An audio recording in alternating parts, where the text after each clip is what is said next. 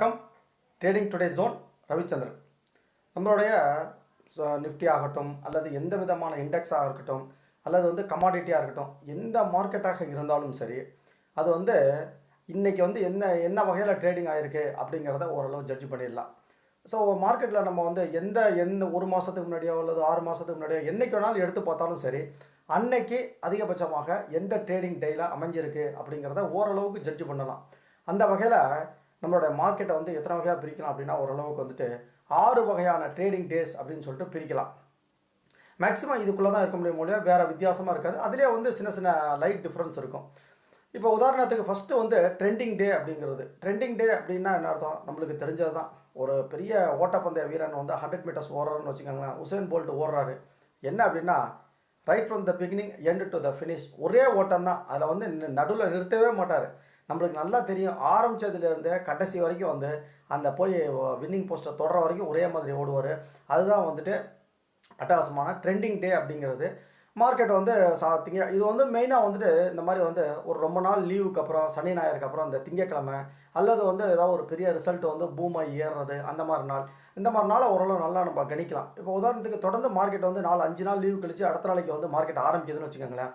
அன்னைக்கு மெயினாக ட்ரெண்டிங் டே இருக்கிறதுக்கு வாய்ப்புகள் ரொம்ப ரொம்ப அதிகம். ஏன்னா நம்ம மக்கள்லாம் ரொம்ப கொஞ்சம் காஞ்சி போய் இருப்பாங்க, ஒரு 4-5 நாள் லீவு அப்படின்னு சொல்லிட்டு. ஸோ இன்றைக்கி எடுத்த உடனே கம்ப்ளீட்டாக லாங் போக ஆரம்பிச்சிருவாங்க.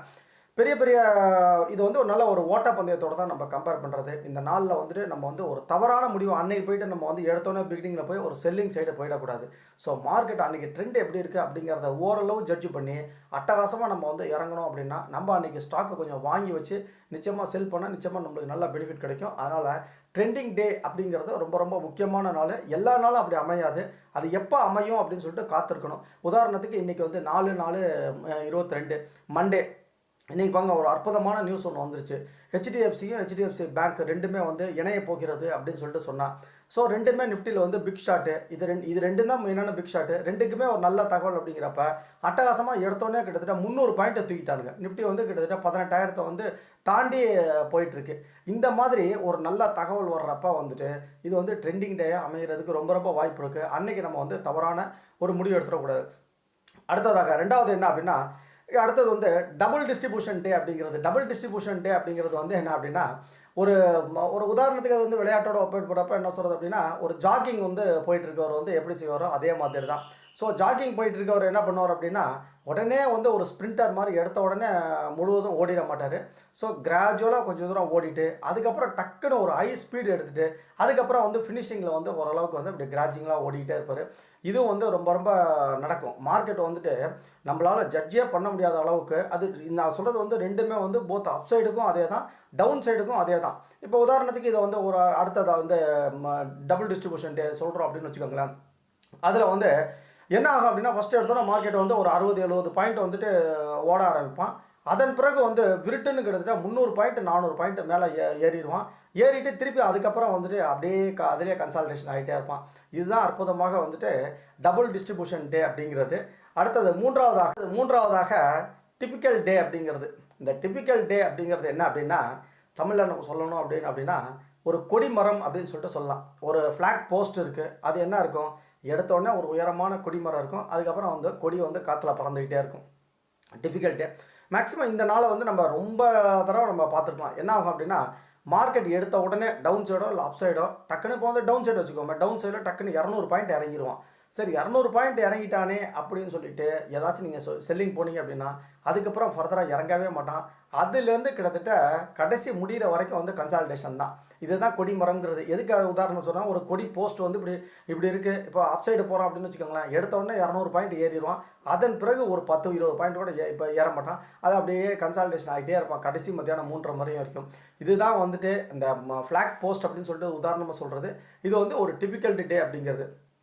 அடுத்தது முக்கியமானதாக நாலாவது என்ன அப்படின்னா, எக்ஸ்பேண்டட் டிபிக்கல் டே அப்படிங்கிறது. எக்ஸ்பேண்டட் டிபிக்கல் டே அப்படிங்கிறதும் ஒன்றும் கிடையாது. இதே மாதிரி தான். ஒரு கொடிமரம் கடைசி வரைக்கும் போயிட்டு கன்சால்டேஷன் முடிஞ்சிருது. இது என்ன அப்படின்னா, யாருமே எதிர்பார்க்காத அளவுக்கு ஃபஸ்ட்டு எடுத்தோடனே ஒரு 200-300 பாயிண்ட் ஏறிடுவான். ஏறிட்டு அதன் பிறகு மத்தியானம் 2:30 வரைக்கும் எந்த விதமான ஏற்றமும் இல்லாத மாதிரிக்கு மேலே வந்து அப்படியே மேலே கீழே கன்சால்டேஷன் ரேஞ்ச் பவுண்ட்னு சொல்லுவாங்க, அல்லது வந்து கிரைண்டர் அரைச்சிக்கிட்டான் அப்படின்னு சொல்லிட்டு கொலாக்கியெல்லாம் சொல்லுவாங்க. ஆனால் அப்படியே கடைசியில் முடிஞ்சிடாது. திடீர்னு பார்த்தீங்க அப்படின்னா ஒரு எஃப்ஐஐயோ டிஐயோ அடித்து மார்க்கெட்டை தூக்கிட்டு போகணும்னு சொல்லிட்டு ஒரு 1 ஹவருக்குள்ளார திருப்பி வந்து ஒரு 100-150 பாயிண்ட் மேலே கொண்டு போயிடுவாங்க. அதனால் இந்த டபுள் டிஸ்ட்ரிபியூஷன் அப்படிங்கிறத வந்து மீறி இது வந்து எக்ஸ்பேண்டட் அப்படிங்கிறது என்ன அப்படின்னா, ஃபஸ்ட்டு எடுத்தோன்னா ஒரு 100-150-200 பாயிண்ட் ஏற்றிட வேண்டியது, அதன் பிறகு கன்சால்டேட் ஆக வேண்டியது, அதன் பிறகு வந்துட்டு திருப்பி வந்து ஒரு ஏற்ற வேண்டியது.